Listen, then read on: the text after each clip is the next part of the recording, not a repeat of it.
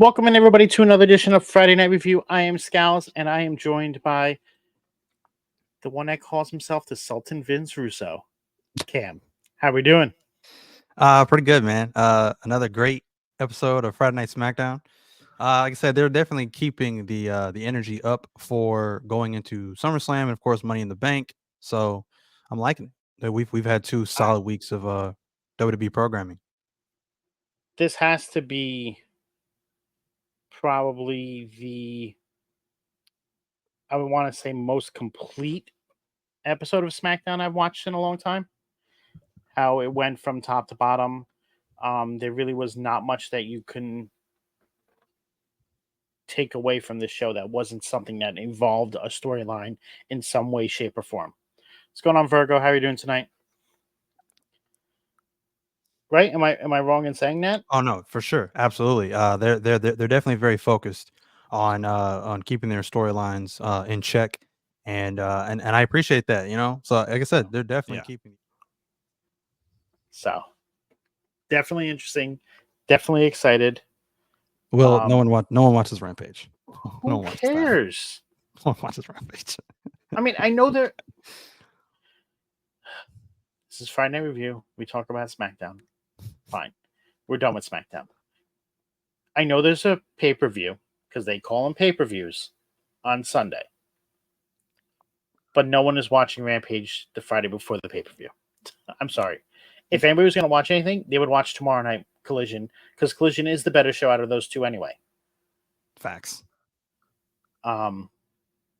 See, just like everybody else. You totally forgot AEW was on Friday. Correct. That is exactly correct, because no one watches it on Fridays. It's one of those shows you're just flipping through the channels and just like, oh, Rampage. Nobody's Rampage needs to be integrated into one of the two shows, or they need to do a Rampage ROH combination. 1 hour ROH, 1 hour Rampage. Friday, Thursday nights, whatever. One of those two nights, put those shows on. That would make sense. Having a show at 10 p.m. on a Friday night makes absolutely zero sense. Or just get, like I said, just get rid of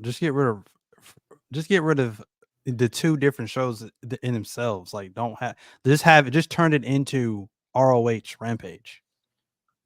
Right. Yeah, that's what I'm saying. Like, do a combined show for that. Yeah. Where there you go. They can have the AEW stuff afterwards. You can revamp Ring of Honor instead of having it on the Honor Club, make people pay to see it. Put it on TV. You get that. You revamp Ring of Honor and make it feel important, because Ring of Honor right now is DOA. Like, no one cares about Ring of Honor. I was there for Dynamite Live when they came here. When they did the Ring of Honor stuff, half the audience left. No one cares about Ring of Honor. So when they did that, was that before the show, or was that the last thing that went on? That was after. That was after Dynamite. So that's why the crowds look like there's nobody there, because they wait till the end and no one's staying. That's because AEW likes to tape 4 hours of shows in one night, as opposed to doing Dynamite and ROH, and then you do Collision and Rampage another night. So you have 2 3-hour sets. Would make more sense. I think they're starting to. Hopefully, I think they're starting to fix that problem, though, because a lot of the tapings I've seen have been Rampage and Collision combined, and then ROH goes with Dynamite. Right, but I think they're fixing that. Instead of doing it on the same nights, I think they're starting to do the recordings on separate nights. Because Mike went to a show recently, and it was just, he said it was a long show because it was like 6 hours long, because they did like Ring of Honor and Rampage combined, and I think Collision. Yeah, he saw the Collision that he was at is tomorrow night. Tomorrow night. Yeah. They should. To me, I don't know if they just did that this week just because of the Forbidden Door or whatever. But that's, to me, I think that's how they should start doing it. It's just have the recordings on separate nights. Just do Dynamite, and then that's it. Like, don't do Dynamite and then record Ring of Honor, Collision, Rampage. Like, no, that's just too much. You're wearing your crowd out. Like, by the end of it, it's like they don't care anymore. They just want to go home.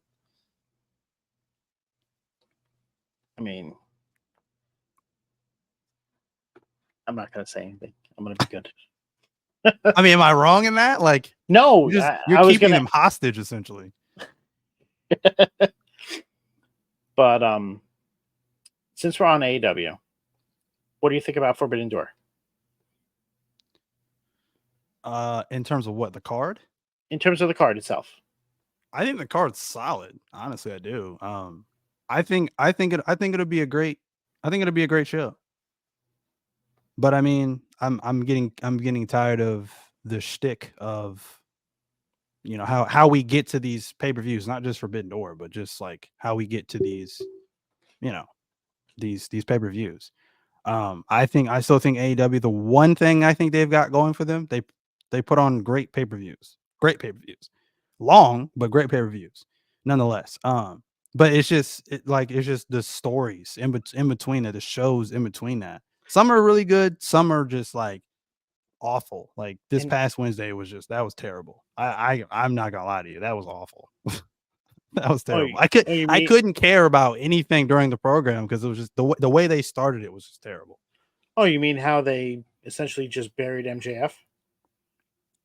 No, how they buried Swerve. Like you got Will Ospreay coming out giving out world title matches, and he hasn't even won the world championship yet. He stepped over MJF, who had just offered Garcia a match at All In, and out here comes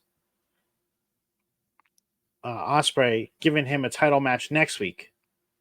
Like, yeah, I mean, they're really. I mean, that to me that wasn't as bad, just because I mean they're obviously setting up MJF and Ospreay at some point, and I think that's going to be great. It just depends on how we get there. You know, obviously, you know, with the storytelling and things of that nature. But like your world champion should be your main priority, and how you look and how you treat him on television is important. And I didn't like that at all. Like I was just like, so we're just completely overlooking the world champion right now. Great. So that put a sour taste in my mouth the rest of the show. That's pretty much how they've been treating him the entire time he's been champion now. Pretty much, yeah. he's pretty much has had to you know, pick up the slack, I guess, for how they you know have been treating him, because I think his promo work since becoming world champ, I think, has really stepped up tenfold. Like the promo they had between him and Ospreay, I think last week was great. Like that was amazing. Amazing promo.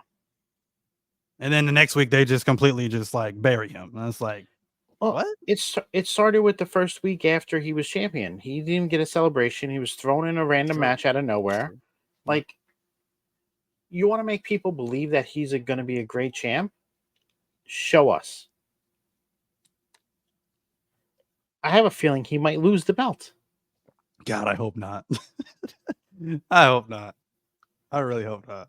I mean, I really don't think it's going to happen, but it could.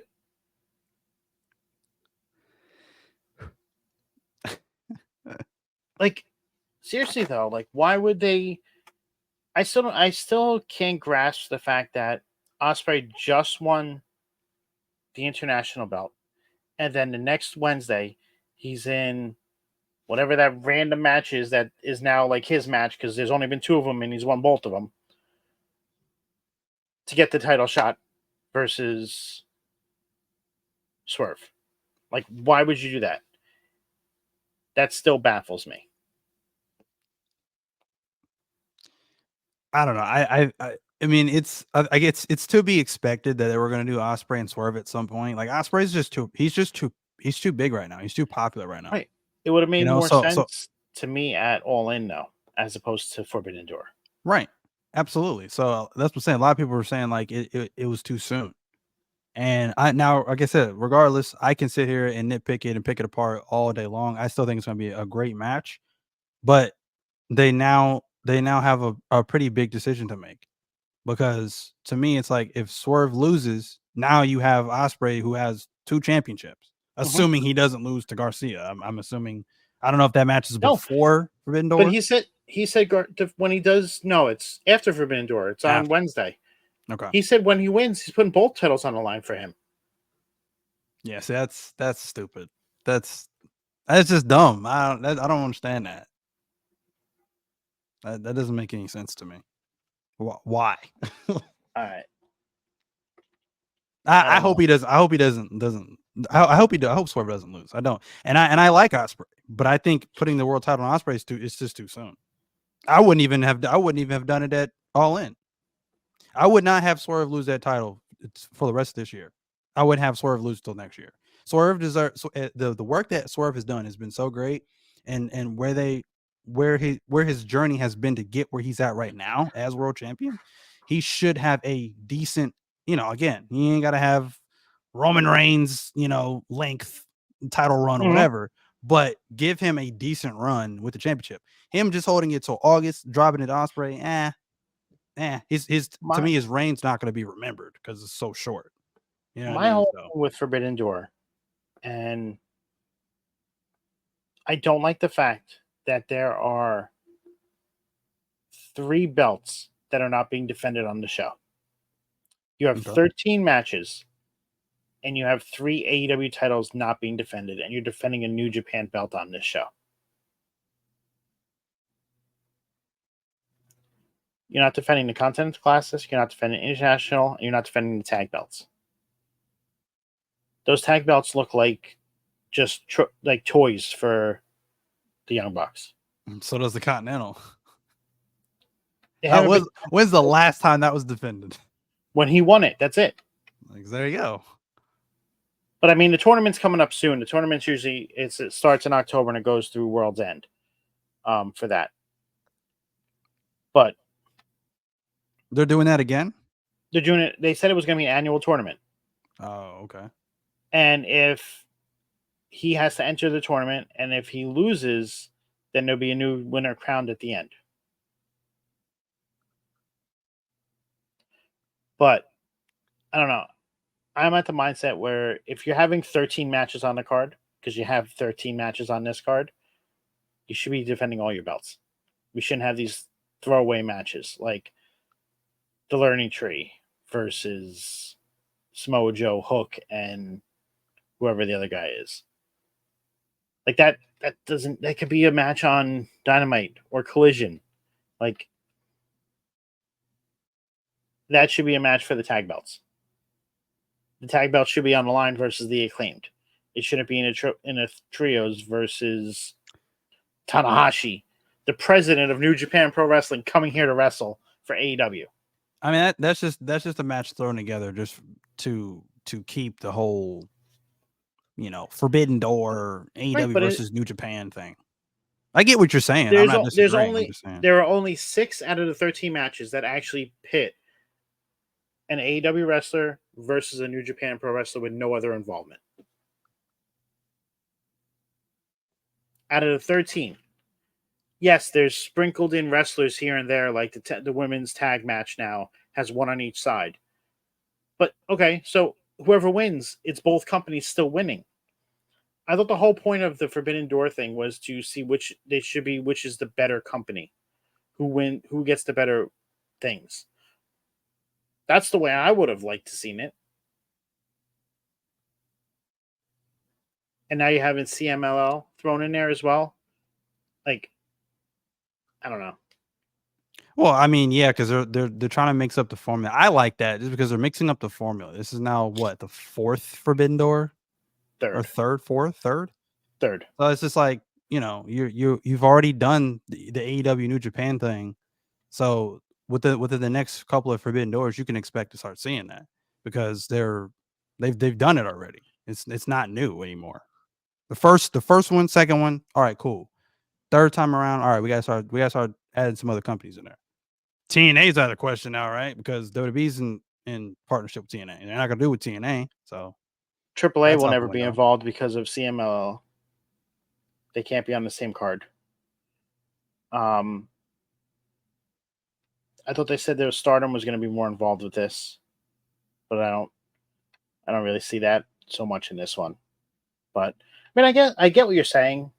I would like to see a more defined of AEW versus New Japan or AEW versus CMLL.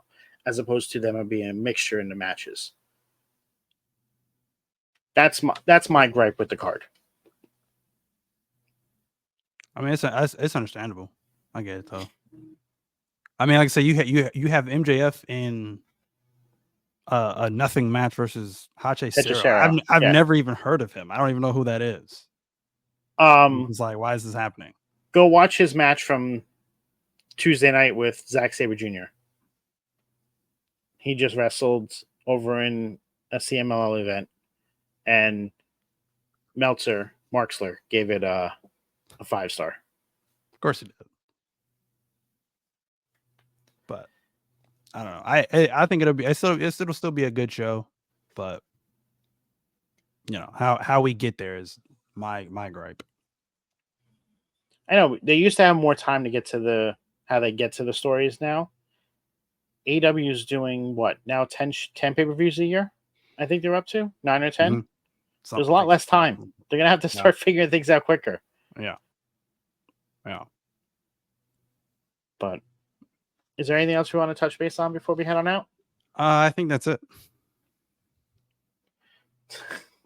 Will's giving us a rundown of what's on TNT tonight. Ocean's 8. Is that the first? Is that the first one? I think it's the first one. I thought the first one was Ocean's 11. I think Ocean's 8 is the first one.